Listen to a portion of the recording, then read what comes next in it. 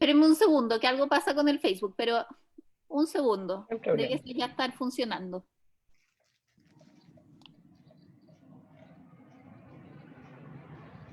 Ya estamos en Facebook.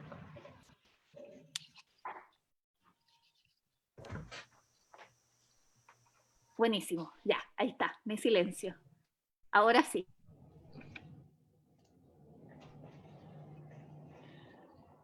Bueno, buenas tardes, Mari Pulamien. Les damos la bienvenida en nombre de la directiva del Colegio de Arqueólogas y Arqueólogos de Chile. El objetivo de esta instancia es conversar acerca del patrimonio indígena y el actual proyecto de ley de patrimonio que se encuentra en evaluación por parte de la Comisión de Cultura, Artes y Comunicaciones de la Cámara de Diputados y la importancia que tiene la consulta indígena para dicho proyecto. Debido esto a la alta relevancia y escasa información pública que existe acerca del tema. Hoy contamos con la presencia de dos importantes invitados, los señores Pedro Marimán y Luis Penchuleo, para sostener este interesante NERTRAM. Pedro Fernando Marimán Quimenado es investigador mapuche de formación autodidacta y actualmente es consejero indígena en el Consejo Nacional de las Culturas, las Artes y el Patrimonio, en el periodo 2019-2023. Fue director regional del Consejo Nacional de las Culturas y las Artes en la Araucanía entre el 2015 y el 2018 y participó como observador de cumplimiento del Acuerdo sobre Cultura e Identidad de los Pueblos Indígenas en la Misión de Paz de Naciones Unidas en Guatemala entre 1997 y el 2003. Durante la década de 1990 fue director y documentalista en el Centro de Estudios y Documentación Mapuche Ligüen de Temuco. Luis Alberto Penchuleo Morales es contador general y periodista egresado de la Universidad de la Frontera. Actualmente es encargado regional en la Araucanía de la Subdirección de Pueblos Originarios del Servicio Nacional del Patrimonio Cultural y es dirigente regional de ANATRAP. Participó en la dirigencia del movimiento mapuche como representante estudiantil y más tarde como integrante de Gualmapuhuen, habiendo sido también dirigente de la comunidad Mateo Ñurripil de Lautaro. Bueno, vamos a estar recibiendo sus preguntas por Facebook Live, por la plataforma de Zoom, a quienes están conectados por aquí, e Instagram, para plantear estas preguntas al final de las exposiciones. Ahora los dejo con Pedro Marimán y su exposición. Marimari Compuche, Incheta Pedro Marimán Piñel, Inche Mulén Temuco Guarriameo. Buenas tardes a todos y a todas. Mi nombre es Pedro Marimán, como ya se dijo, y bueno, quiero agradecer la invitación que me han formulado para poder participar en este NUTRAM. Respecto del proyecto de ley de patrimonio que, bueno, fue ingresado hace un año ya al Congreso, pero que probablemente la próxima semana, quizás no, depende cómo avance un poco la coyuntura, tendría que ser reingresado como un nuevo proyecto, como indicación sustitutiva al Congreso. Voy a hacer una presentación, así que voy a compartir pantalla. Espero que se pueda ver. A ver.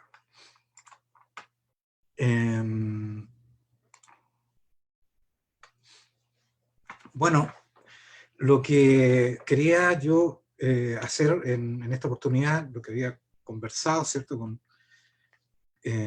con la gente que está organizando este NUTRAM, era un poco referirse al proyecto de ley, pero más que nada, quizás ahí dice una propuesta de análisis, quizás no sea tan pretencioso lo que voy a hacer, pero sí que es una mirada a cómo tratar de entender este proyecto, porque normalmente, y es lo que pasa con las organizaciones, también estoy participando en Moñán, se mira un poco la ley desde un punto de vista centrado casi específicamente en lo legal, en lo jurídico, y eso a veces nos provoca frustración en términos que no podemos entender quizás acertadamente ese lenguaje, el lenguaje jurídico, especialmente en la arquitectura de una ley.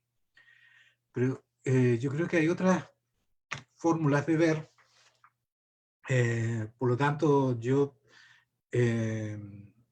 pongo ahí, bueno, enfoque, qué enfoque, qué mirada, o desde dónde nos podemos situar para poder analizar la ley, o el proyecto de ley.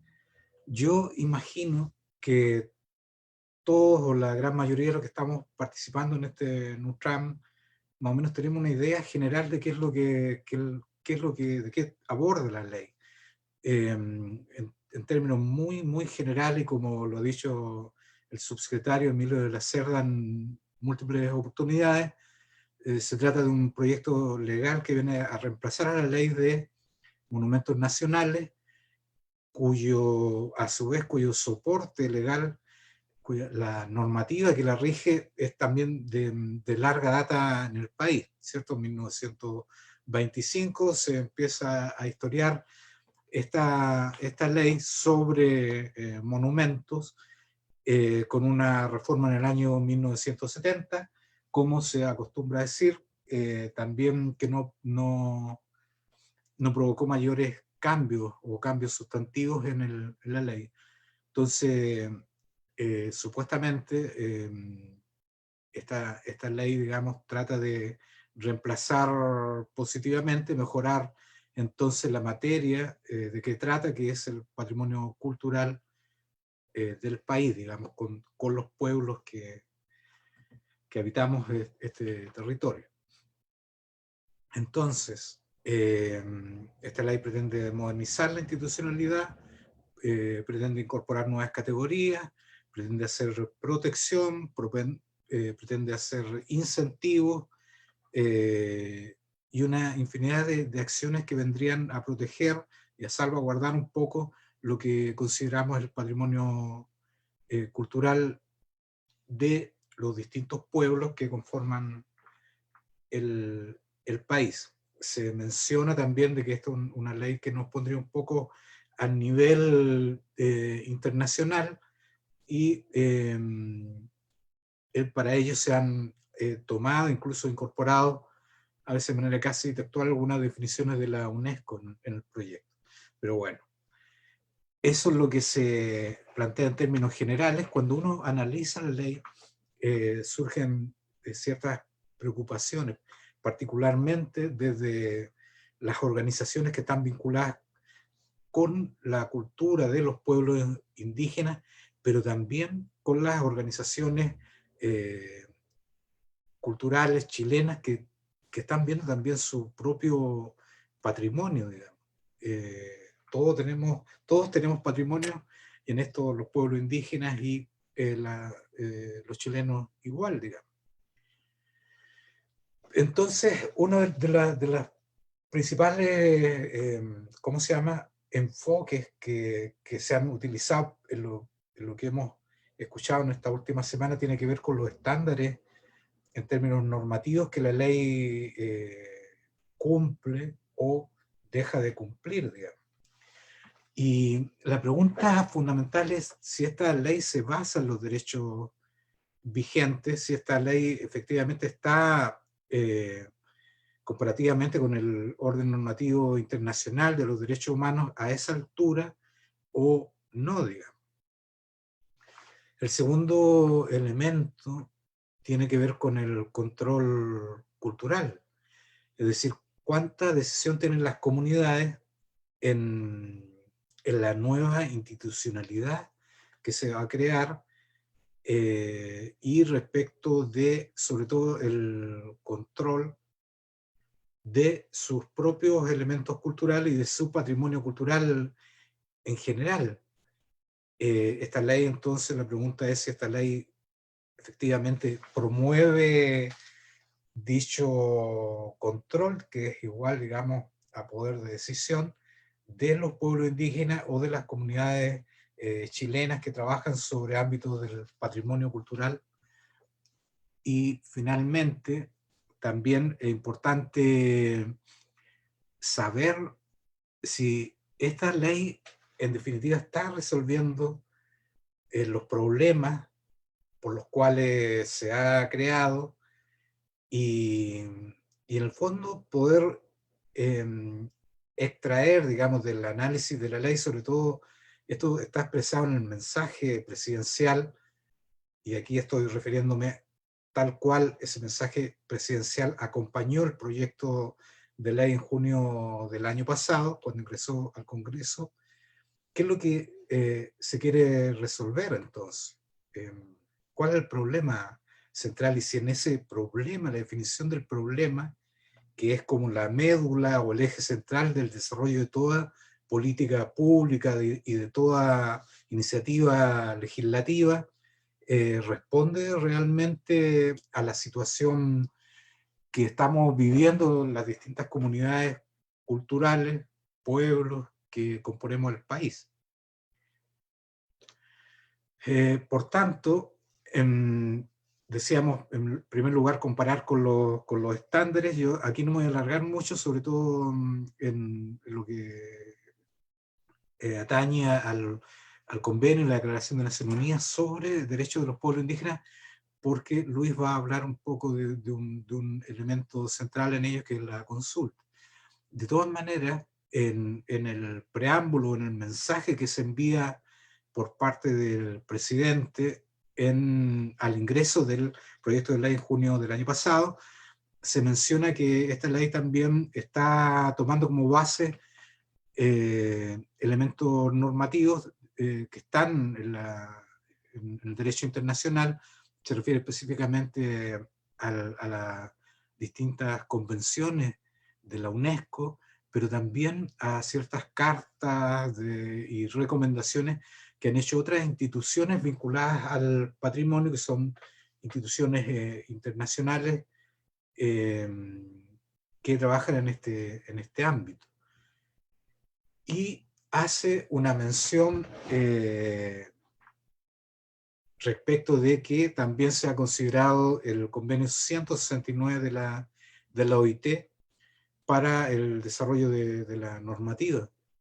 Pero si uno analiza después el articulado, o incluso ya dentro del mismo mensaje, esta introducción que se hace al proyecto, la única referencia explícita que hay a la OIT es en uno de sus artículos, siempre hablando del borrador pasado, no de la actual indicación sustitutiva, en donde se propone, o más bien dicho, se establece dentro de una normativa que la nueva institucionalidad, los consejos regionales, el patrimonio, el Consejo Nacional, cuando vean temas que tengan que ver con los pueblos indígenas o que haya algún nivel de afectación a los derechos de los pueblos indígenas en las materias que aborda la ley, entonces se haga o se proceda a realizar una consulta a las comunidades afectadas y dejando en el vacío normativo o legislativo, en este caso, quién dentro de la institucionalidad o en vínculo con otra institucionalidad también dentro del país, quién organiza la consulta, quién financia la consulta, que son aspectos que quedan, como digo, sin una declaración normativa. O sea, lo único que se señala entonces, cuando haya alguna afectación, los órganos tendrán que hacer la consulta respectiva de las comunidades, pero nadie sabe quién lo va a hacer, digamos. Ni cómo la nueva institucionalidad se va a coordinar con las otras, suponemos, la unidad, la UCAI, se me olvidó el nombre de la sigla, que es la Unidad de Asuntos Indígenas, que ha trabajado tanto en el Ministerio de Desarrollo Social como en la Secretaría General de Gobierno, si no me equivoco. Pero entonces, lo que quiero decir es que, si bien en términos de estándares el proyecto hace alusión a seguir un poco la normativa que UNESCO ha desarrollado y otras entidades también vinculada al orden del patrimonio en cuanto al convenio 169, que es un convenio vigente en el país y específicamente aborda los derechos de los pueblos indígenas, no es mucho lo que integra. Igual cosa pasa con la Declaración de Naciones Unidas sobre derechos de los pueblos indígenas, específicamente el artículo 31, que hace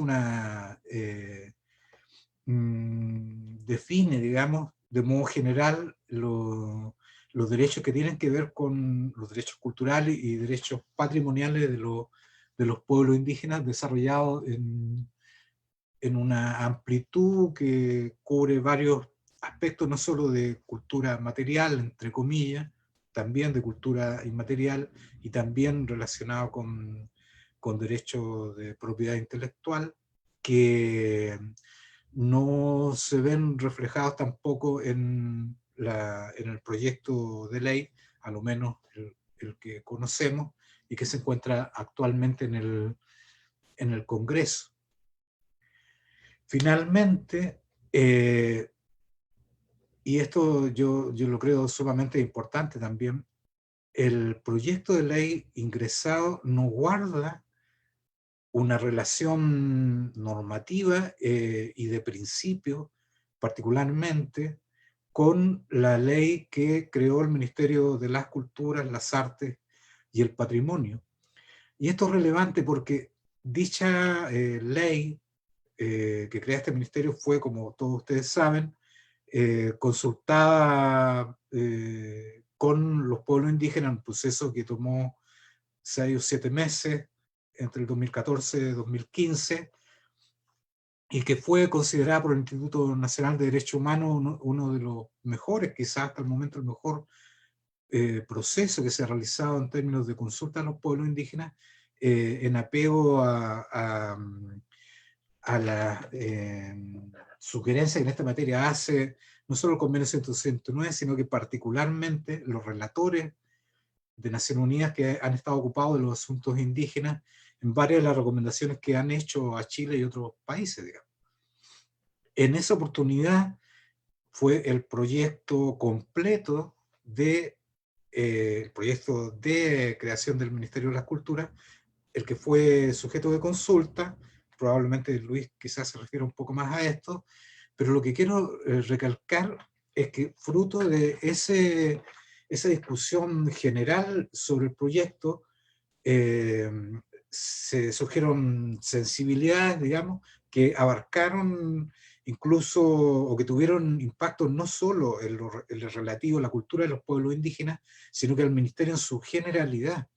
Y entonces los elementos de participación de los pueblos indígenas que el actual Ministerio de las Culturas tiene, se sostiene sobre 6 o 7 principios, si no me equivoco, que están al comienzo de la ley que crea el Ministerio de las Culturas, digamos.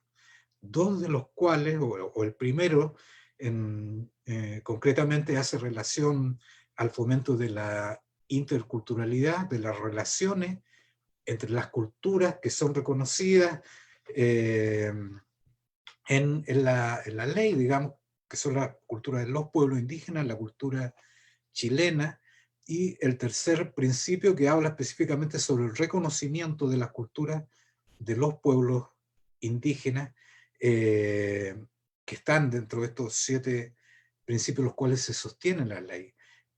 Se infiere de estos principios también, por lo tanto, y en este aspecto de cooperación entre los pueblos en materias culturales, el hecho de que el Ministerio cuente actualmente con un Consejo Nacional donde hay 2 representantes de pueblos indígenas en el Consejo Nacional, y quedó establecido también un consejo asesor de pueblos indígenas con la representación de cada uno de los pueblos indígenas del país, pero que desafortunadamente, hay que decirlo también, en la actual administración no ha tenido desarrollo, no ha tenido curso. Entonces lo que quiero decir con esto es que hay principios, un horizonte establecido en términos de cómo actuar en materia de de política cultural en el país basada en principios y en enfoque, sobre todo el enfoque territorial y el enfoque de derecho, que el proyecto de ley relativo al patrimonio cultural no considera. Entonces, en materia de estándar nacional, yo tengo la impresión de que el proyecto no está a la altura ni siquiera de la ley que crea el Ministerio de las Culturas, las Artes y el Patrimonio. Respecto de lo que, bueno, yo le puse acá el control cultural, pero que en realidad ¿cómo se llama? El poder de decisión que deben tener los pueblos, y que está este término control cultural y control específicamente es un concepto que ustedes lo pueden apreciar en el convenio 169, lo pueden apreciar en la Declaración de Naciones Unidas sobre Derechos de los Pueblos Indígenas, y es un concepto que tiene una trayectoria en el desarrollo normativo, pero también en la comprensión que los distintos actores, sobre todo en el ámbito latinoamericano, y especialmente al comienzo en México, tuvieron como una crítica a las antiguas políticas del indigenismo latinoamericano, que eran políticas integradoras, digamos, eran políticas asimilacionistas. El término control como, ¿cómo se llama? Como similar o como símil de poder de decisión, entra en la discusión latinoamericana con los cientistas sociales, antropólogos, sociólogos, en México a principios de los 70, y esto desborda hacia el continente, y tenemos a principios de los 70 las reuniones, o sea, en los 70 las reuniones de Barbados, por ejemplo, donde los dirigentes de organizaciones indígenas se reúnen con los cientistas sociales y con los hacedores de las políticas públicas para indígenas en numerosos países del continente, y se empieza a perfilar entonces lo que es el control cultural o el poder de decisión de los pueblos indígenas. ¿Quiénes tienen que tomar las decisiones sobre el desarrollo cultural y sus proyectos civilizatorios? Son los pueblos indígenas. Y esto, que es conocido luego como autonomía y como derecho de autodeterminación, se traspasa posteriormente por estos mismos cientistas al ámbito de Naciones Unidas, y específicamente al grupo de trabajo sobre pueblos indígenas, que empieza a principios de los 80 a desarrollar participativamente con los pueblos indígenas un proyecto que finalmente, el proyecto de Naciones Unidas sobre derechos de los pueblos indígenas, que es apoyado el año 2007. Control como poder de decisión, control cultural como una forma también, una fórmula de la antropología para entender los problemas en sociedades multiculturales, tiene una historia vinculada al desarrollo entonces de ese derecho de la autodeterminación, de autonomía y ¿cómo se llama?, de participación efectiva de los pueblos indígenas en el desarrollo de las políticas culturales y el diseño de su propio horizonte civilizatorio. La consulta como un elemento, como una fórmula de participación, han dicho,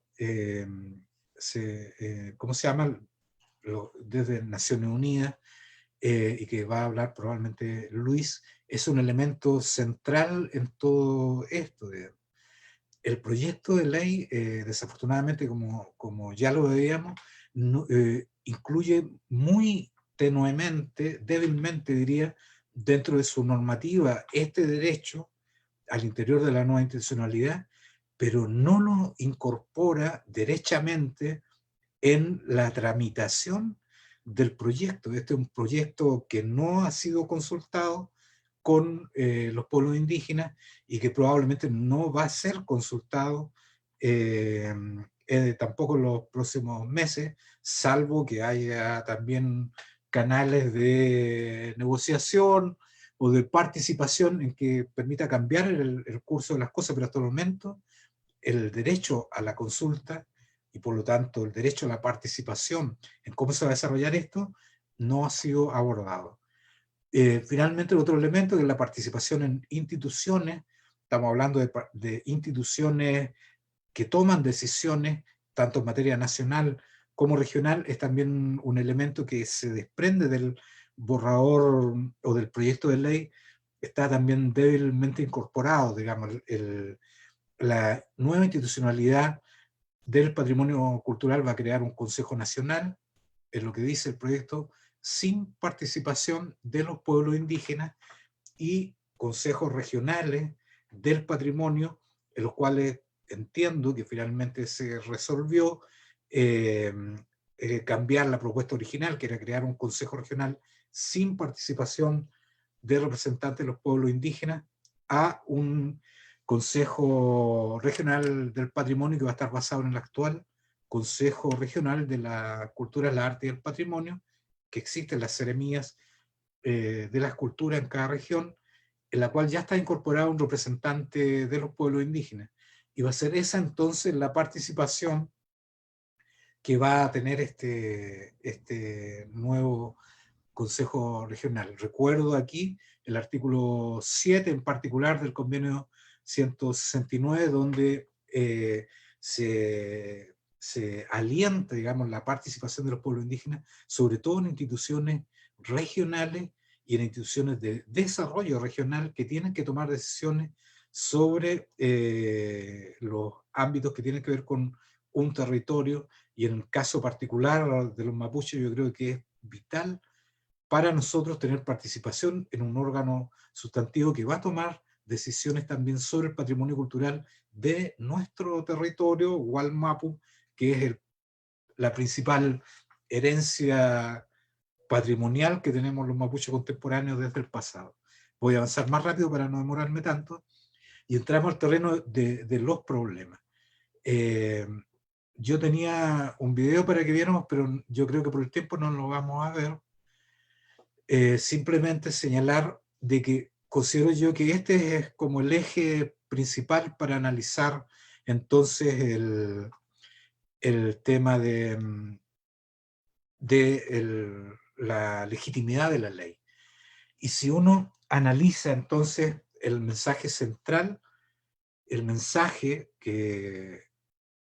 con el cual el presidente de la República envió el proyecto de ley de patrimonio al Congreso el año pasado, los problemas centrales que ve en este caso el legislador, que es el Ejecutivo, tienen que ver, en primer lugar, con que contamos con una institucionalidad anticuada, el Consejo de Monumentos Nacionales, que probablemente todos estamos de acuerdo en aquello, digamos. Se trabaja con categorías desactualizadas, principalmente una concepción monumental del patrimonio, que hace hincapié sobre todo en el desarrollo de política externa oriental al patrimonio físico, tangible. No consideraba entonces el patrimonio intangible, el patrimonio inmaterial, como se le denomina actualmente y se comprende a nivel internacional. Y también una notoria, según el mensaje, de protección del patrimonio. No había identificación de tal.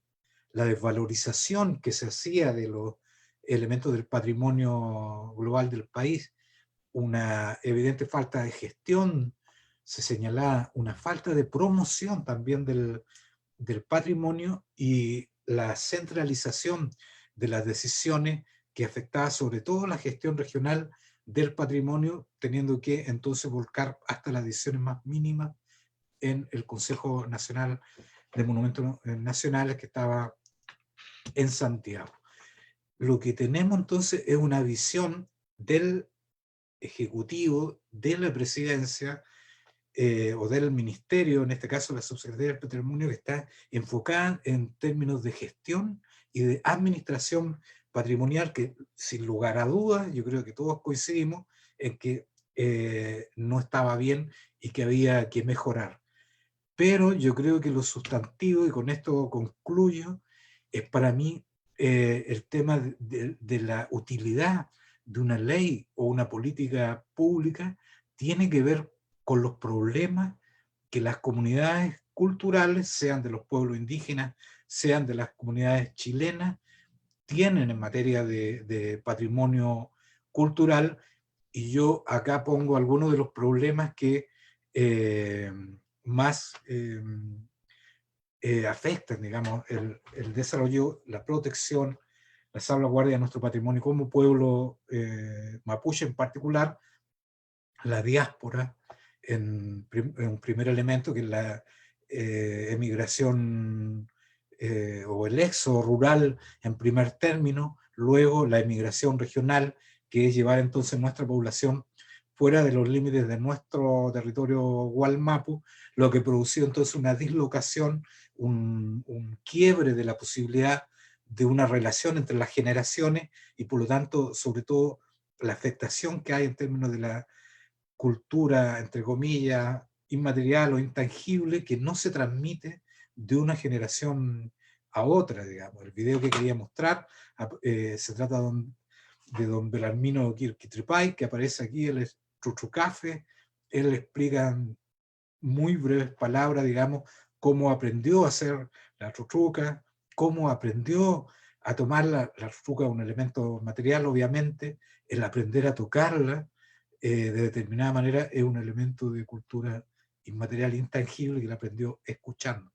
Él desea que este elemento, tanto la confección como el tocar la tutuca, sea un elemento que las nuevas generaciones puedan aprender, pero comprende lo difícil que es las actuales circunstancias. La despolarización de la cultura, ya sabemos, esto tiene que ver con el racismo también de la sociedad, todo lo que tenga que ver con pueblos indígenas es desvalorizado, salvo por los coleccionistas, que ya vemos que en el siguiente punto, que le puse yo, la apropiación ilícita, ha llevado a que gran parte de nuestro patrimonio esté a veces en colecciones privadas de dudoso origen, colecciones de platería,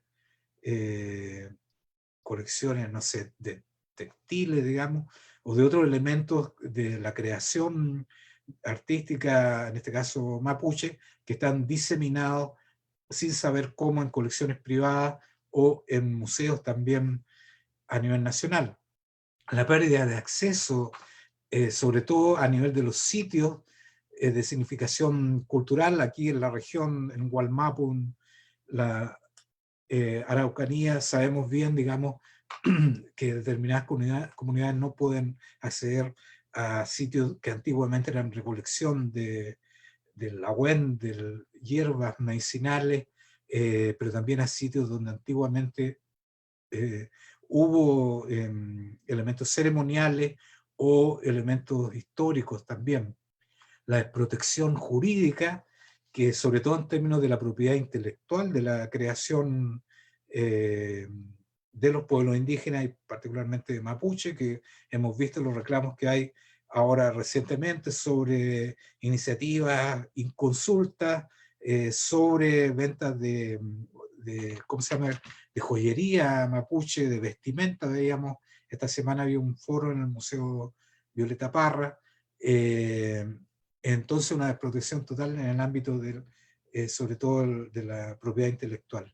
Finalmente, la destrucción de sitios que, como sabemos, afecta a todos los pueblos indígenas, ya sea por la construcción de megaproyectos hidroeléctricos, de otra naturaleza, pero también por los cultivos forestales, en el caso que hemos visto, que se conoce bien, muchos cuel en los cuales se ha plantado pino, en la zona sobre todo de Mayeco, en las comunas de Lumaco, Traiguén, en fin, digamos. Entonces, estos problemas son los que el proyecto de ley desafortunadamente no ve, digamos. O sea, es un proyecto que está de cara hacia problemas de gestión, pero de espalda a los proyectos, creo yo, que tienen que ver con los problemas en terreno, digamos, que estamos viviendo como pueblo indígena. Yo lo quisiera dejar hasta ahí, después vemos alguna pregunta para no alargarme más. ¿Ya? Tomás.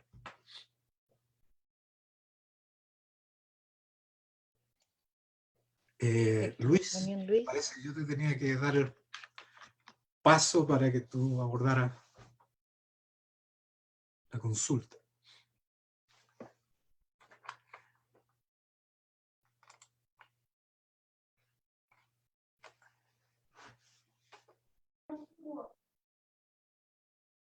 Sí, Mari Pupeñi, Mari Pulamien, buenas tardes a todos y todas quienes a esta hora de la tarde nos están viendo a través de las redes sociales. En primer lugar, agradecer al Colegio de Arqueólogos y Arqueólogas por la invitación, también a Asmonien, con quien en conjunto estamos realizando esta actividad que, como bien decía Doina al principio de esta actividad, busca más que nada informar acerca de este proyecto de ley que está tramitándose desde el Ejecutivo y que está pronto a ingresar una indicación sustitutiva en la Comisión de Cultura de la Cámara de Diputados, que eso podría ocurrir en cualquier momento, en los próximos días, no lo sabemos, porque la información de este proyecto de ley es bastante mala, no hemos tenido acceso completo como quisiéramos, y que es el derecho de la ciudadanía en general a conocer íntegramente este proyecto de ley, sino es que hemos tratado de armar el puzzle de manera de ir juntando fragmentos y tener un panorama más o menos general. Lamentablemente esa es la realidad. Yo voy a hablar bien resumidamente respecto del derecho de la consulta. Bien decía Pedro Marimán en su intervención anterior, hacía un análisis más o menos del actual proyecto de ley de patrimonio, que si bien menciona muy poco a los pueblos indígenas, eso no significa de que el proyecto de ley, una vez que llegue a promulgarse y convertirse derechamente ya en ley de la República, vaya a afectar a los pueblos, o sea, que no vaya a afectar a los pueblos indígenas en su patrimonio. Todo lo contrario, lo va a afectar directamente, aunque no los nombre. Y el hecho de que no los nombre es un retroceso tremendo de la política pública en materia de pueblo originario. Pareciera ser que estamos ante una ley del siglo XIX, que no se ajusta a los estándares internacionales y que además se queda atrás también en las actuales leyes chilenas, que mismo Pedro mencionaba ahí, como el convenio 169, incluso si lo comparamos con la ley que crea el mismo ministerio de la cual hoy día está emanando este actual proyecto de ley, que es el proyecto de ley de patrimonio. Yo solo para contextualizar, de que hemos bajado el estándar, el Estado de Chile ha bajado el estándar en materia de derecho, y particularmente con el tema de la consulta, porque el actual Ministerio de las Culturas, las Artes y el Patrimonio, y nótese el nombre en plural, Ministerio de las Culturas, el hecho de que tenga su nombre en plural corresponde efectivamente y es un mérito de la consulta indígena que se hizo entre los años 2014 y 2015, un proceso que duró aproximadamente 7 a 8 meses. Y ese proyecto de ley fue consultado íntegramente. Por eso hoy día existe la Subdirección Nacional de Pueblos Originarios, que es el ente técnico en materia de la política indígena, cultural y patrimonial dentro del propio ministerio. Y aun cuando, siendo esta subdirección el ente técnico dentro del mismo ministerio, cuando se le fue consultada en su oportunidad sobre este proyecto de ley, siempre la Subdirección de Pueblos Originarios dijo que este proyecto de ley era completamente consultable. El subsecretario don Emilio de la Cerda desconoció ese aconsejamiento técnico que le dio la subdirección y aún así prefirió consultar a la UCAI, que es la Unidad de Coordinación de Asuntos Indígenas, que es dependiente del Ministerio de Desarrollo Social, en la cual ella emitió una resolución diciendo que este proyecto de ley no era consultable porque era una ley de afectación general. Al leer esa resolución, no entrega fundamentos de pesos que digan que por qué no es consultable. Entonces, nosotros creemos como pueblo originario, y en mi caso también, hoy día estoy hablando en mi calidad de dirigente sindical de una de las asociaciones del ministerio, que es la ANATRAP, más bien yo creo que existe como una especie de confabulación de parte del gobierno para no hacer la consulta. Y nos genera una tremenda sospecha si es que además hacemos un poquito de historia. Y si lo comparamos, por ejemplo, con el informe que emitió CONADI con respecto a las compras de tierra del subsecretario Uvilla, que las calificó dentro de la ley.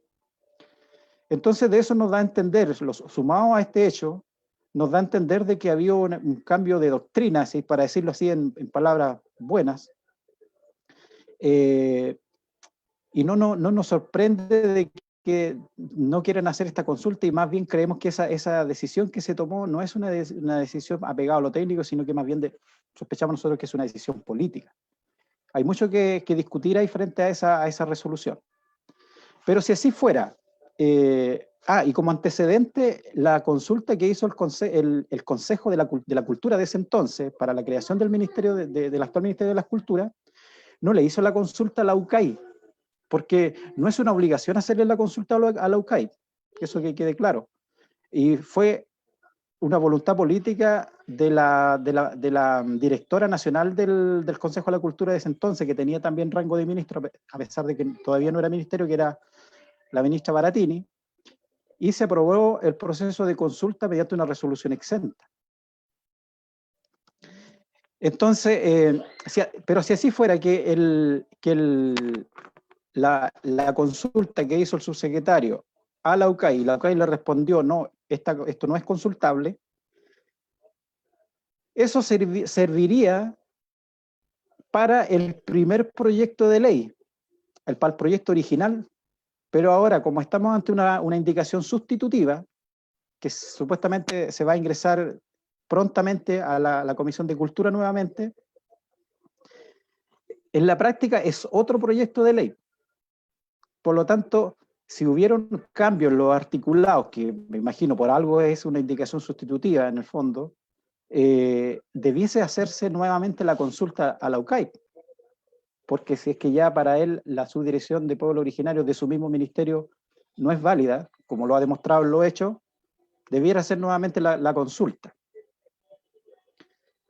Dicho eso, decir de que el derecho a la consulta de los pueblos indígenas es un derecho ganado por décadas, por no decir siglos quizás, de lucha de los pueblos indígenas a nivel mundial, a nivel latinoamericano, que se puede definir como, en el fondo teóricamente podemos definir el derecho a la consulta o la consulta misma como un método de reconocimiento de los pueblos indígenas como autónomo y con libre determinación para darle la posibilidad de definir sus prioridades para desarrollarse. Y el derecho de los pueblos indígenas de elaborar normas buscando un acuerdo con ellos en los aspectos en que no se involucren. Así podríamos definir rápidamente más o menos lo que sería la consulta.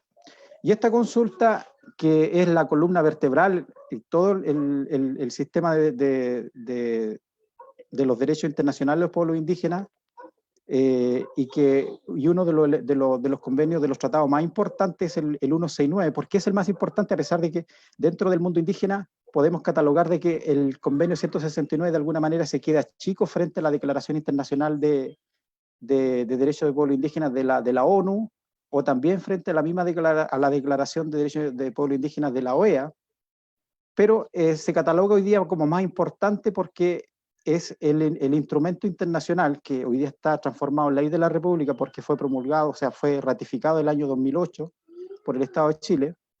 Ese es el instrumento que hoy día es vinculante, por la cual nosotros podemos hacer exigibles los derechos. En cambio, los derechos que están en la Declaración de las Naciones Unidas y en la OEA, podríamos decir que son nuestros derechos anhelados, pero no tienen ese carácter vinculante dentro del Estado, como sí lo tiene el convenio 169 de la OIT. Entonces, ustedes quizás que más o menos siguen el tema de los derechos de los pueblos indígenas en Chile, se acordarán que cuando fue ratificado el convenio 169 de la OIT el año 2008, el año 2008, pero hay que mencionar de que el convenio 169 data de 1989. En la OIT sacó ese tratado internacional el año 1989, es decir, bastante tiempo después fue ratificado por Chile, cuando ya estaba un poco atrás, porque habían aparecido otras declaraciones, como la misma declaración de la ONU, que si no me equivoco es data del año 2005, si no me equivoco. Entonces, ahí hubo un decreto para regular el procedimiento de consulta, que fue el famoso decreto 124, que cercenaba bastante el derecho a la consulta, fue bastante criticado yo diría, por todas las organizaciones indígenas, no solo mapuche, y luego fue nuevamente hecho un nuevo decreto, que es el decreto 66, que es el actual decreto que está en vigencia y que regula el derecho a la consulta en Chile, que también, por cierto, fue también bastante criticado por las organizaciones indígenas, pero que hoy día todavía se sigue manteniendo vigente y es el que regula los procedimientos de consulta de la mayoría de los entes del Estado. No así el Servicio de Evaluación Ambiental, el Ministerio del Medio Ambiente, que tienen su propio decreto, que es el decreto 40, pero que en el tema de la etapa de la consulta se siguen también a las etapas que se indican dentro del decreto 66. Y este proceso de consulta es un derecho, o sea, no es que los estados por buena voluntad quieran hacerla o no, es un derecho que tienen que sí o sí cumplir.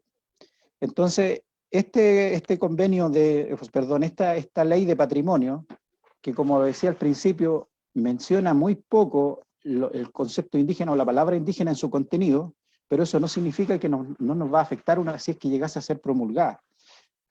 Tal como nosotros lo dijimos en la declaración que sacamos como Asmuñén hace una semana atrás, donde nos juntamos un colectivo de organizaciones, gente de la sociedad civil, y nos planteamos territorialmente desde Gualmapu para oponernos a este proyecto de ley que nos parece nefasto, no solo para los pueblos indígenas, sino también en otros aspectos que va a regular el patrimonio en Chile. Dijimos que era completamente consultable, partiendo por el artículo 1 del contenido del proyecto de ley original, porque también como lo decía al principio, nosotros no conocemos la indicación sustitutiva que existe ahora, la actual. Entonces nos tenemos que referir más en propiedad al proyecto original. Por ejemplo, también tiene conceptos como el patrimonio material, el patrimonio material e inmaterial, que son conceptos que sí o sí también afectan la manera de ver del patrimonio de los pueblos indígenas, en donde no se hace esa separación. Entonces, otro ejemplo, ¿qué pasa si se encuentra un hallazgo arqueológico dentro de una comunidad? Y dependiendo de la data que tenga ese hallazgo arqueológico, los pueblos originarios, la comunidad misma, independientemente de que exista memoria sobre el TUN, por ejemplo, si se trata de un cementerio, no tenemos ninguna injerencia, porque de alguna manera se va a aplicar la ley y los pueblos originarios no vamos a tener injerencia en ello. Dice que en esos casos el patrimonio pertenece al Estado. Otro tema también discutible, porque los pueblos originarios quieren ser propietarios de su propio patrimonio. Entonces, este derecho a la consulta es un derecho, valga la redundancia, y tiene de alguna manera requisitos que tienen que ser debidamente cumplidos. Por ejemplo, la consulta tiene que ser libre. Y que sea libre significa que no debe haber interferencias ni presiones de nadie. Tiene que ser previa, porque debe ser anterior a la adopción y aplicación de la medida legal o a la administración nacional o a la ejecución del proyecto o actividad, es decir, también antes de que se tramite en el legislativo. Se tiene que hacer la consulta. Tiene que ser informada, se debe dar a conocer el objeto de la ley decreto, proyecto, a los posibles afectados, que en este caso serían los pueblos originarios. Tiene que ser culturalmente adecuada. Se deben respetar las propias instituciones que tienen los pueblos originarios, se tienen que respetar sus costumbres, se tienen que tener en cuenta las particularidades de los pueblos, las formas de organización, los usos, así como tener un diálogo intercultural con las partes. Tiene que ser de buena fe, debe haber una buena disposición, un diálogo equitativo, imparcial, con igualdad de oportunidades, de poder influir en la decisión final y con reconocimiento del otro, como interlocutor válido, legítimo y en igualdad de condiciones. Y quizá uno de los temas más importantes de la consulta es que siempre tiene que existir la voluntad y el ánimo y la intención de llegar a acuerdos, o al menos conseguir el consentimiento de los pueblos originarios. Y ese es precisamente uno de los temas en donde la mayoría de las consultas que ha hecho el Estado de Chile ha fallado, porque finalmente no se llega a acuerdo con los pueblos originarios, pero no se llega a acuerdo no porque los pueblos originarios no quieran, sino que no se llega a acuerdo porque se está más preocupado de cumplir las etapas que dice el decreto 66, en los plazos en que se fijan, pero muchas veces las organizaciones indígenas no alcanzan a dirimir completamente o a tomar los acuerdos entre ellos. Por lo tanto, ya rápidamente los pasan a la etapa siguiente y se apuran en elegir a los representantes, y esos representantes llegan a la instancia final de supuesta negociación con el gobierno, pero sin tener acuerdo, sin haber logrado un acuerdo entre las bases. Por lo tanto, muchas veces después esos representantes van a colocar argumentos que ellos creen que es bueno para los pueblos originarios, y ya no van con un mandato que sería el acuerdo que hicieron las mismas organizaciones en el proceso mismo de la consulta. Entonces, son muchos los temas que hoy día afectan a la consulta, que ha derivado también en que mucha gente hoy día no crea en el proceso de consulta a pesar de que es un derecho. Desde mi opinión, eso es un error.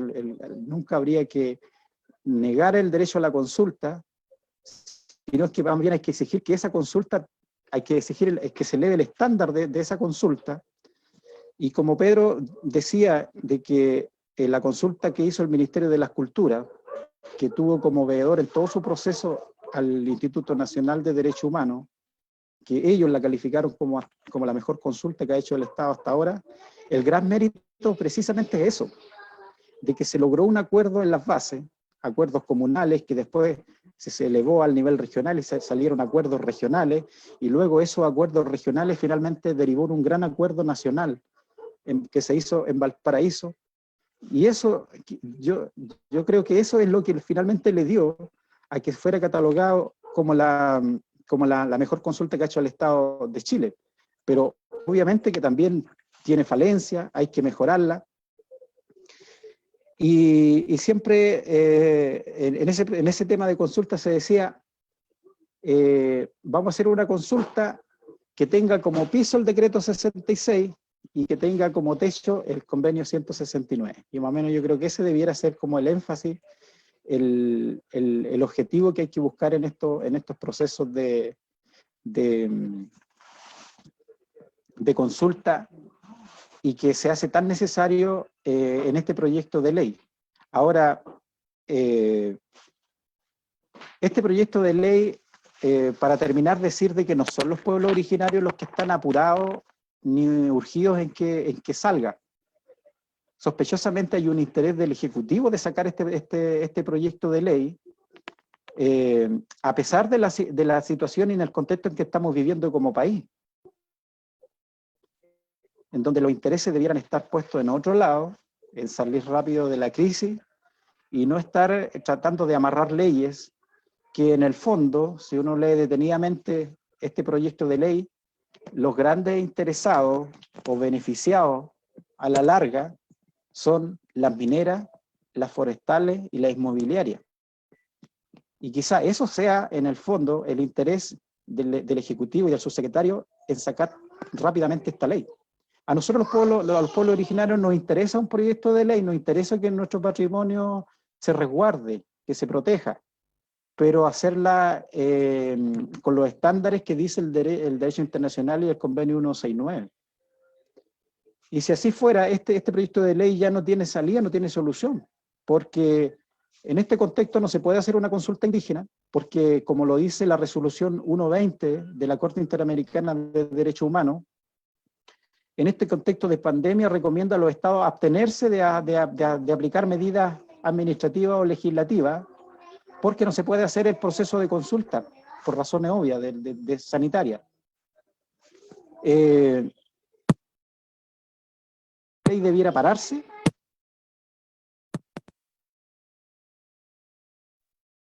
Procedimiento de consulta, cuando se pueda hacer el proceso de consulta y hacer un verdadero proyecto de ley que le sirva a los pueblos originarios y que sirva de verdad al patrimonio cultural en Chile, no importa que sea este año, que sea en los próximos años, pero que sea una buena ley, que de verdad beneficie a las comunidades.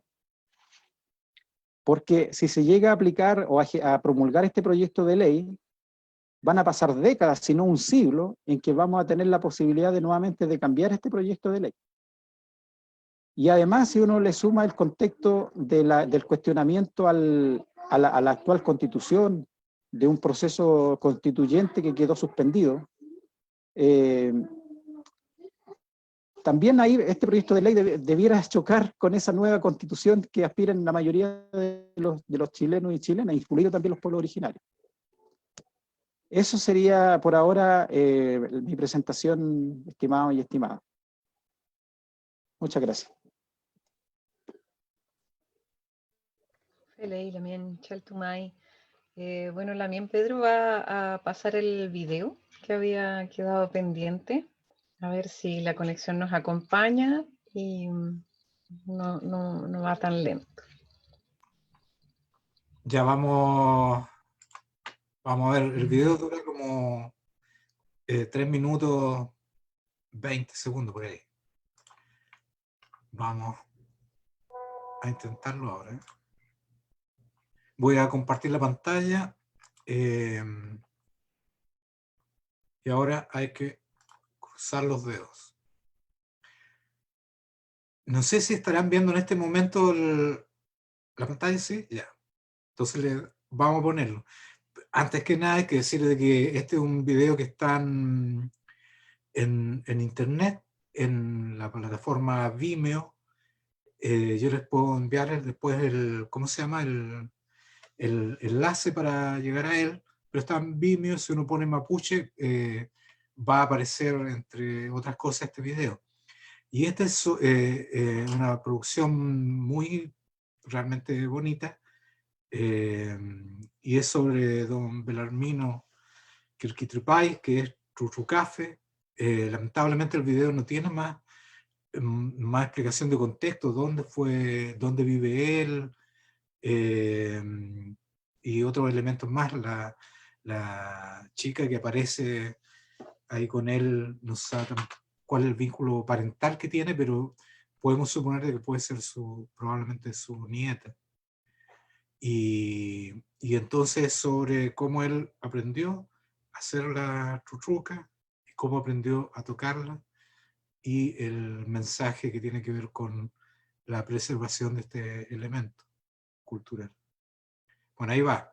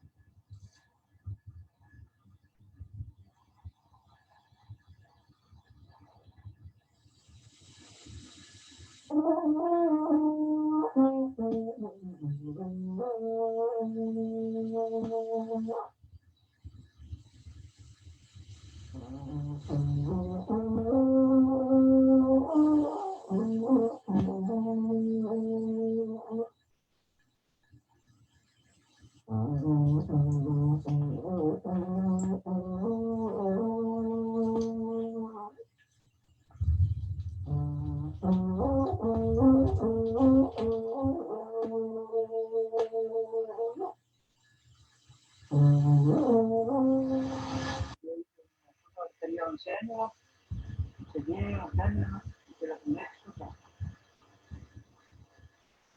Pero buena. Pero yo vi otros criterios que dicen no azúcar.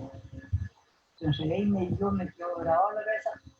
Salió Oscar Collier y Julio Maduro, amarillo, y no sé si tal. Ya con tu bueno lo dicen.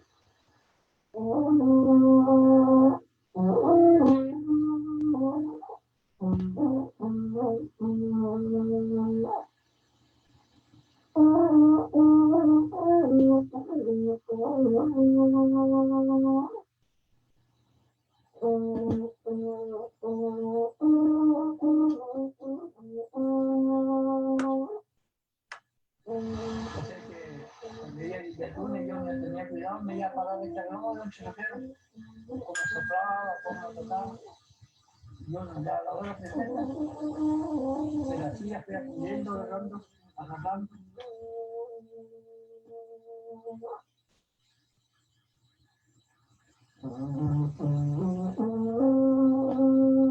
Pero a mí me gustaría que aprendieran, que sepan, o que se armen de azúcar y aprendan a tocar. Y así entonces muchos familiares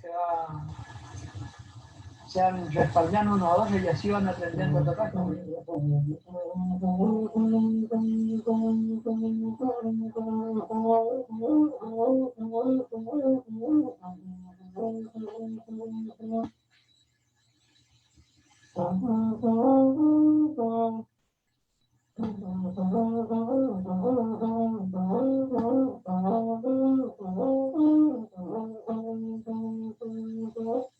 Se está moviendo de nuevo la tradición, ojalá que se va a mundial, agarra el cerillo.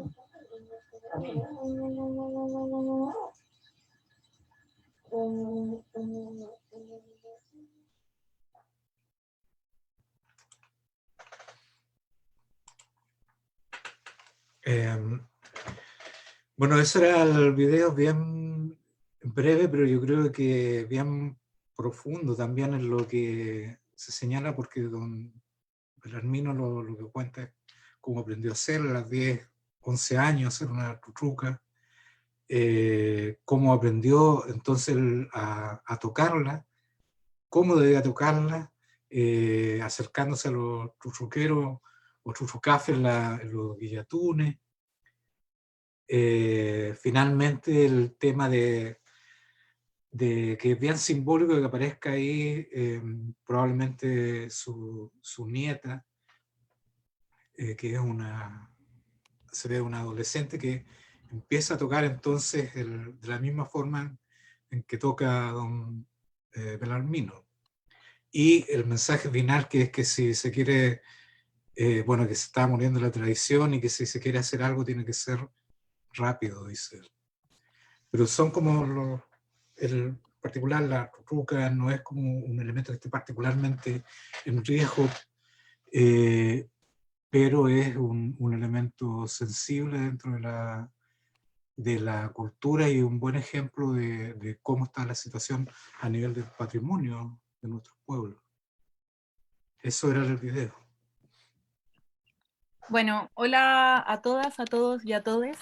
Mari Pedro, Mari Lamien Luis, Chaltumay, muchas gracias por su exposición. Yo ahora me voy a encargar de hacerle algunas preguntas que nos están haciendo por Facebook y por acá por Zoom. Bueno, la primera pregunta, que es un comentario y una pregunta, es un comentario más bien, de Juan Tapia Corbacho, que dice que en el fondo la ley de patrimonio debe ser con la participación de los pueblos indígenas y el pueblo tribal afrodescendiente chileno. El convenio 169 habla en forma conjunta y a la par de pueblos originarios y pueblos tribales. La ley 21.151 de Chile reconoce al pueblo tribal afrodescendiente chileno, así que todos los actores deben ser considerados.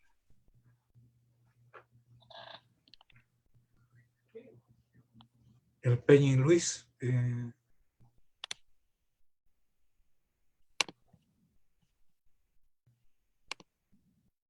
Tiene... Ahí. Sí, absolutamente de acuerdo con esos comentarios. De hecho, a mí se me olvidó mencionar en mi intervención, pero efectivamente el convenio 169 de la OIT reconoce a los pueblos indígenas pueblos indígenas y tribales. Y el pueblo afrodescendiente chileno, que también participó en el proceso de consulta para la creación del Ministerio de las Culturas. Imagínense la subida de estándar, es la primera vez que el pueblo afrodescendiente chileno participa en un proceso de consulta del Estado, y ellos participaron también argumentando de que en el convenio 169 de la OIT ellos caberían en la categoría de pueblo tribal, que le otorga también los mismos derechos, al igual que los pueblos indígenas, este tratado internacional que el convenio 169. Así que totalmente de acuerdo con ese comentario. Ok, muchas gracias. Ahora, Rodrigo Vera pregunta, ¿cuáles son los beneficios compensatorios que hasta hoy el Estado de Chile ha concedido a los pueblos originarios?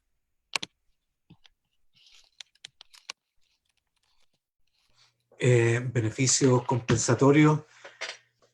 Bueno, yo no entiendo muy bien a qué se refiere la consulta. No sé, Luis, si tú tienes alguna opinión sobre beneficios compensatorios.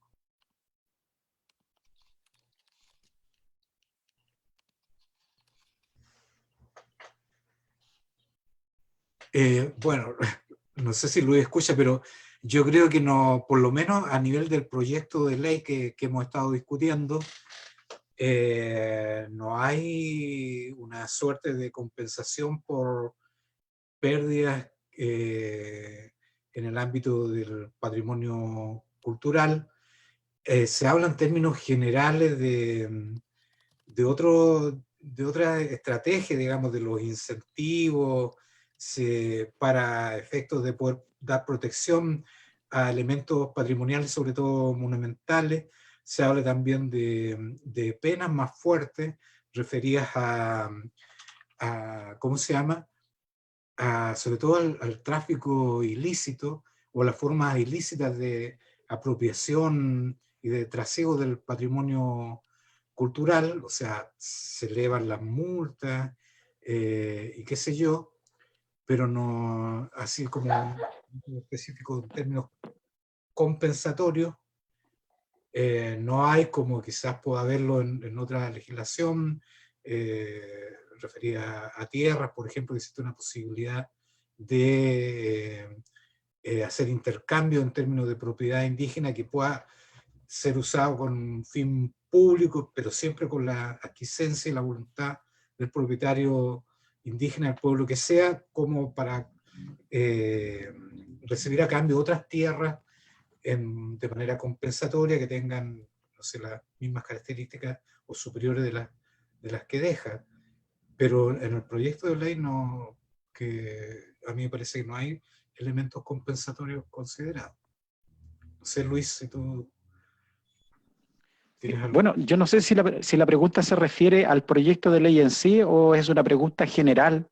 Yo la entendí más bien como general. Si fuera general, desde el Estado no hay como medidas compensatorias, al menos yo no lo conozco, al menos en la zona donde yo vivo, que es Gualmapu, no tengo conocimiento de aquello, pero sí conozco de medidas compensatorias o de mitigación que le llaman cuando se trata de consultas locales y en las cuales se quiere instalar un megaproyecto, una piscicultura, una central de paso, etcétera. Ahí las empresas, los particulares, entregan medidas de mitigación o compensación a las comunidades que están afectadas, pero solo en esos casos y no el Estado en general. Que son negociados obviamente con las mismas comunidades locales.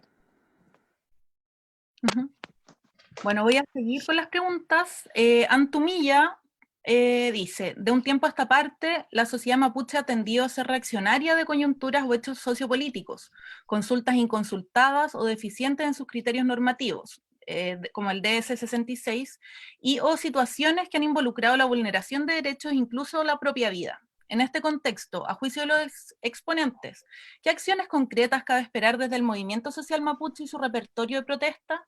entendiendo esta última como medidas efectivas para la conquista de derechos. ¿Es la educación desde la autodeterminación o desde la institucionalidad formal una vía que contribuye a la toma de conciencia de una problemática que a ratos pareciera ser periférica del discurso reivindicativo mapuche? Bueno, es compleja la pregunta y profunda, porque, bueno, no atañe obviamente al proyecto de que estábamos hablando, se refiere más a una estrategia global del movimiento que incluso uno puede profundizarla hasta siglo XIX, digamos. Yo creo que sí, efectivamente yo no me atrevo a decir una época confusa en donde el movimiento puede estar disperso. Yo creo que hemos pasado décadas más o menos en la misma situación. Pero yo creo que hay elementos comunes que los mapuches tenemos que considerar, especialmente para afrontar las tareas políticas. Y a mí, yo creo que uno de los elementos principales a tener en consideración es que nosotros tenemos una larguísima tradición parlamentaria, en el sentido de que hemos resuelto gran parte de los problemas recurriendo al compromiso y la negociación con los demás, digamos, eso sea tanto internamente como sociedad, como con la sociedad fronteriza en la época que éramos independientes, particularmente chilenos y argentinos, pero particularmente acá en el territorio, bueno, todos sabemos la historia de los parlamentos, los numerosos parlamentos que se hicieron, y con esto solo quiero recalcar entonces que hay una historia contundente en términos de que la negociación y el parlamento como una fórmula de resolver problemas y de llegar a acuerdos con los demás, y que una tendencia también que el movimiento mapuche contemporáneo, por lo menos a partir de la creación en 1910 de la Sociedad Caupolicán hasta, bueno, el presente, tampoco ha desconsiderado, digamos. Es tan recurrente el sentido de la negociación o la estrategia de la negociación y de la participación, de ganar espacio, de poder utilizar esos espacios dentro de la institucionalidad para fines propios, como el hecho de hacer un trabajo por fuera de la institucionalidad, de fortalecimiento de la organización propia, de los derechos, de la recuperación de elementos como la tierra, digamos, que ha sido realizada por fuera. Siempre estas dos opciones, una que podríamos decir en palabras de algunos como la noción de la mancomunidad, o sea, de que estamos en un territorio que era el nuestro territorio, pero que ahora tiene otra población, y en un país, digamos, donde somos una minoría nacional, donde existe la posibilidad, o sea, de órganos comunes de gobierno, de participar en esos órganos. La ley de patrimonio lo que está proponiendo, por ejemplo, son consejos regionales. Lo que se está diciendo es tener representantes de los pueblos indígenas y mapuche, naturalmente, en esos consejos, que van a tomar decisiones sobre los territorios que constituyen nuestro territorio. Entonces, esta fórmula mancomunitaria o comunitarista, como le dicen algunos, convive con la fórmula autonomista o autodeterminacionista, y estas dos aparentemente polares en el sentido de que son aparentemente opuestas, yo creo que no lo son, digamos. O sea, son totalmente complementarias, y ganar espacio en la institucionalidad ahora puede ser ganar espacio para la autodeterminación también a partir de la propia institucionalidad. Y por último, señalar de que ¿cómo se llama? Esta capacidad parlamentaria mapuche tiene que probar también su fuerza como estrategia ahora en la discusión de una nueva constitución del país. O sea, los mapuches tienen que ser capaces, o tenemos que ser capaces de ponernos de acuerdo para participar con representantes en esa instancia y poder, a partir de la discusión de la constitución, quizás ganar espacio para para la propia autonomía y los proyectos de autodeterminación que tenemos. Eso podría ser.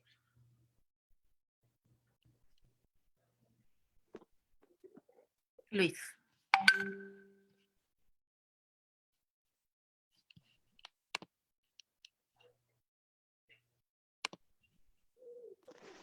Ahí. Siempre tengo problemas con el micrófono, disculpen. Bueno, yo, en primer lugar, yo creo que prefiero hablar de que somos reaccionarios, o sea, contestatarios más que reaccionarios. Me gusta más el concepto contestatario, y dentro de la teoría de los movimientos sociales también, a los que estamos abajo, el concepto más adecuado es ser contestatario, y reaccionario generalmente se dejan para quienes ya ostentan el poder, la élite, que no quieren cambio, y cuando hay posibilidades o fuerzas que quieren esos cambios, de que van en contra del establishment o del statu quo, ellos reaccionan. Entonces, prefiero hablar de contestatario. Yo igual tengo una opinión similar a la que tiene Pedro. Yo creo que para salir de esa condición de contestatario, que siempre estamos como reaccionando a coyuntura, es necesario empezar a crear o a revitalizar instituciones propias mapuche. Y eso tiene que ver con el tema también con el tema de la participación política, en donde canalicemos las tomas de decisiones y nuestros acuerdos internos, y luego vayan a una situación de negociación, de acuerdo con el Estado en este caso. Y eso es lo que hoy día nos está faltando como pueblo mapuche, y creo que quizás también el movimiento, los que somos parte del movimiento, también es un tema que siempre hemos querido superar. Lamentablemente, por distintas circunstancias, eso no se ha perdido. Como bien decía Pedro, tenemos una historia de acuerdo, de parlamentarismo, de diálogo, que supera con crece al diálogo, al interés del diálogo que ha tenido el Estado.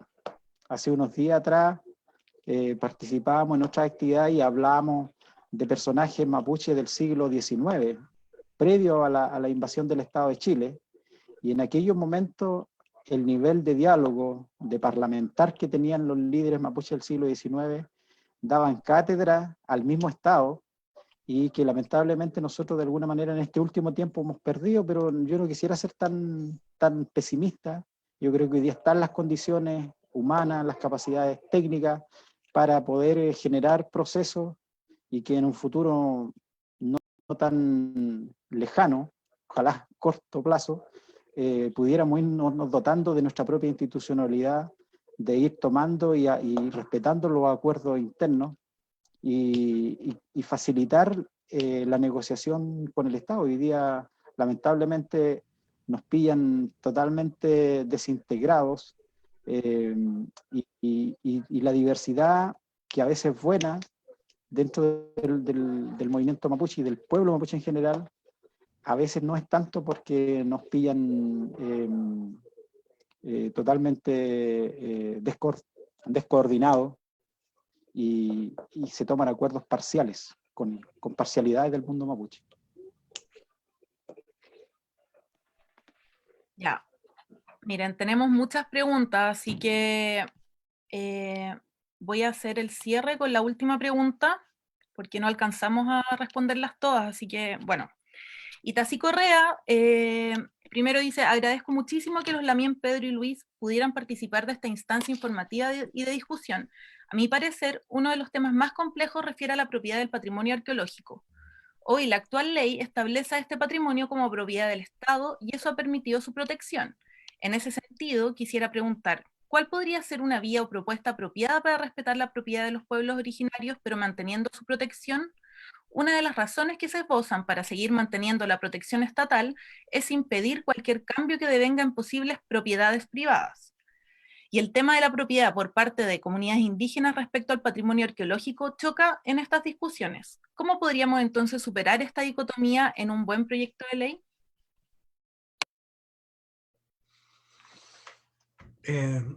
Yo pienso que, bueno,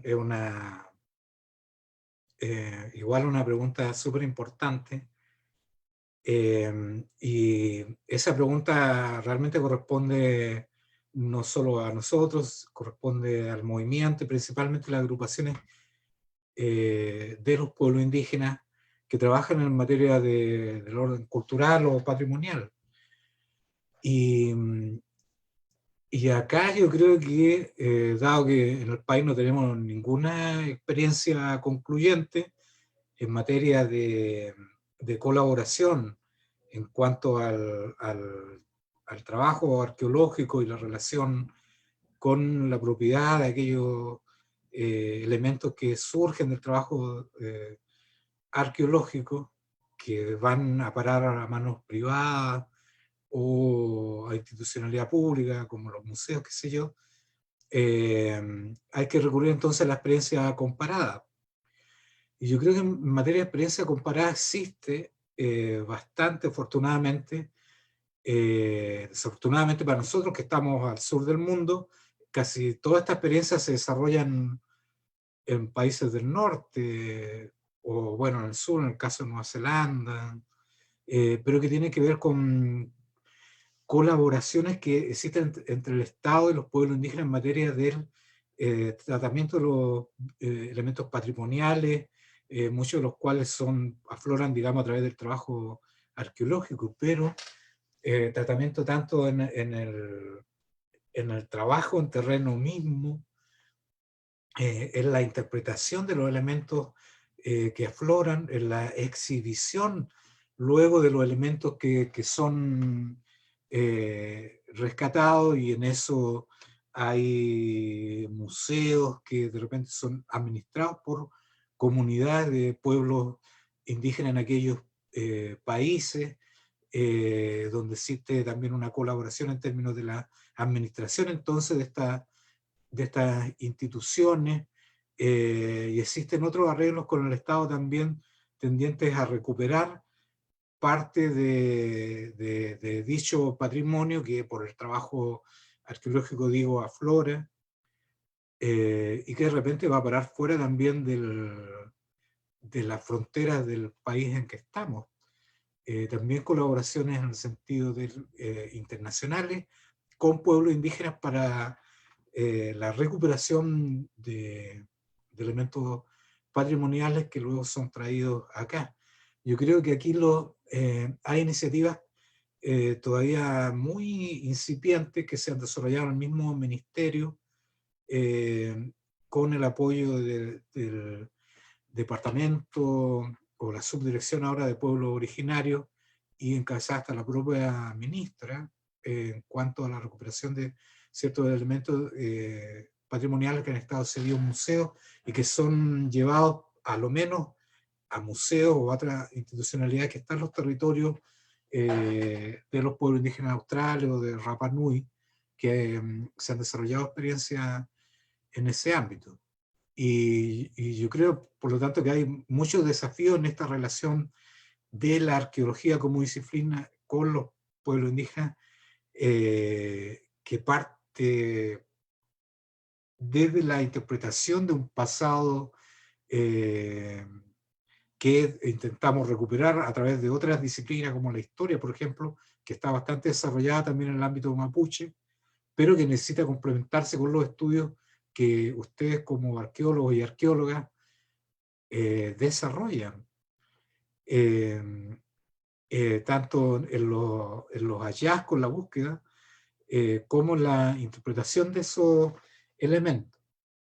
Y luego, obviamente, en el tratamiento de los elementos que ya están incluso preservados o en instituciones, que también es un gran problema, por ejemplo, un caso concreto que el hallazgo que se hizo en la década fines de los 60, principios de los 70, en el sitio llamado Gorbea 3, que es el mayor, el TUN, digamos, que a nivel regional, y cuyos elementos están desperdigados en el Museo Regional, en el Museo de Historia Nacional de Santiago, y que podría ser, o sea, como un ejemplo de reinterpretarlo con las comunidades vigentes. Hay otros elementos más, digamos, otros casos donde igual las comunidades reclaman, bueno, reclaman, en el caso específico de Licanray, yo conozco comunidades que reclaman saber noticias que los abuelos, digamos, tienen todavía en su memoria o que han transmitido sobre, ¿cómo se llama? Trabajo que han hecho arqueólogos en la zona y sobre todo en Altún, y que no han visto más, digamos. O sea, las actuales generaciones no saben, están perdidos los rastros de qué es lo que pasó con aquellos trabajos. Entonces también en esa materia hay mucha colaboración que se puede hacer. Eso es lo que puedo agregar yo.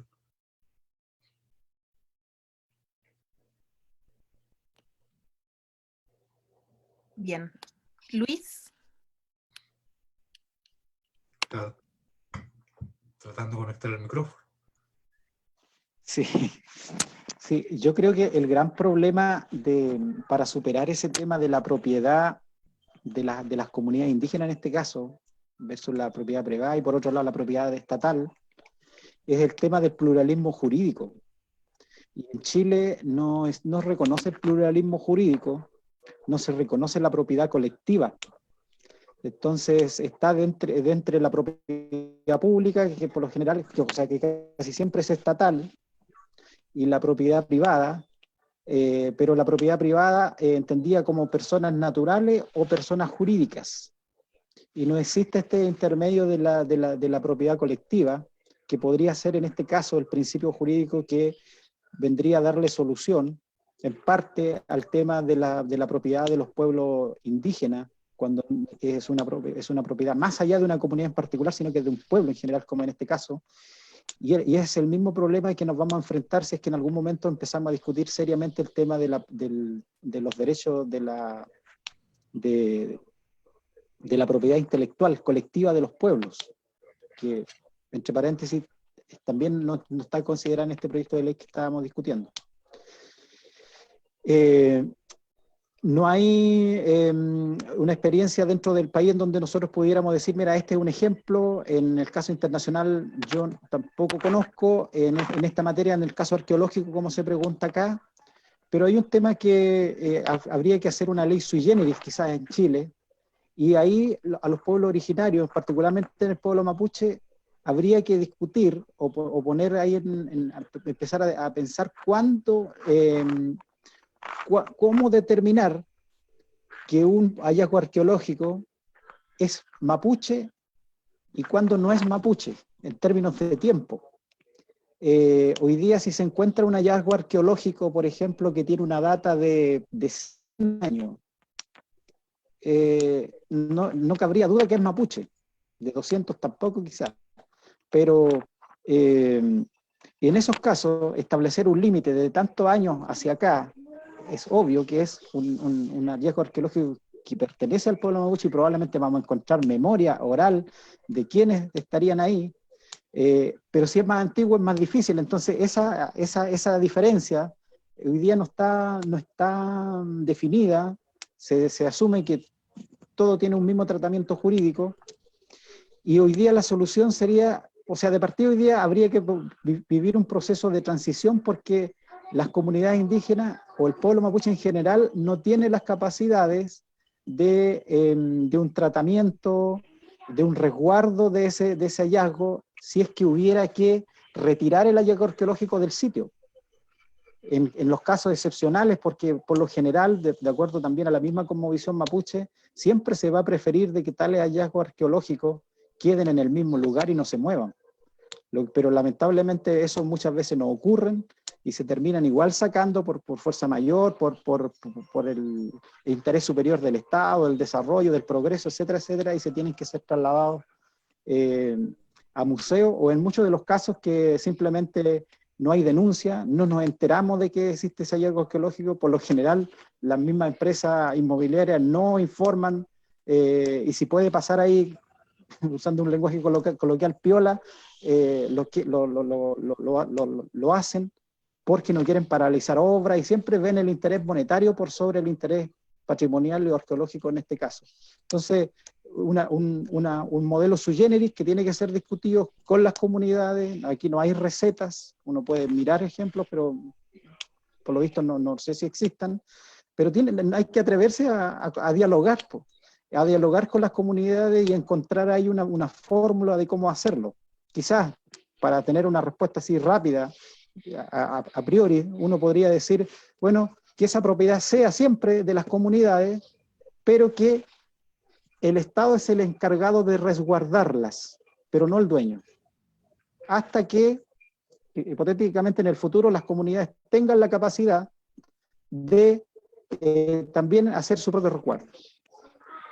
O sea, ojalá museos propios, que hoy día no los tenemos.